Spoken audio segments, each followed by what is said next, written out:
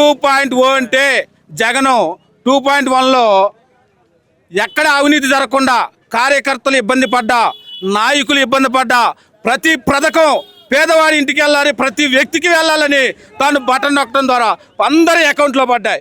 ఎక్కడా కూడా ఒక్క రూపాయి కూడా అవినీతి జరిగినటువంటిది లేదు. ఈనాడు ఈ కూటమి ప్రభుత్వం వచ్చాక వాళ్ళు కోటాను కోట్లు దాచుకోవటం తప్పితే ఎక్కడ ఏమీ జరగట్లా. అందుకని కార్యకర్తలు ఎంతో ఇబ్బంది పడ్డారు.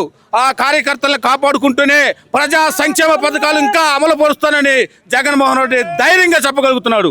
ఈనాడు మీరు ఇచ్చిన పథకాలు మీరు అమలు చేయలేక ఉట్టిన నిన్న తల్లికి వందనం అమ్మఒడి అనే పథకాన్ని తల్లికి వందనంగా మార్చి అమ్మఒడి కింద నిన్న వేశారు మీరు.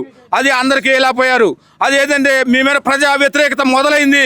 ఇక మనం ఆపితే ఈ జన సునామీలో కొట్టుకుపోతాం. ఇప్పుడే ముందుగా తిరుగుబాటు మొదలొద్దని తూతూ మంత్రంగా చేయటం జరిగింది. మీరు ఇచ్చిన హామీలన్నీ కూడా మీరు అమలు చేయకపోతే మీ మెడలు వంచాలి సరే జగన్మోహన్ రెడ్డి అమలు చేపిస్తాడని ఈ సభాముఖంగా తెలియపరుస్తున్నాం.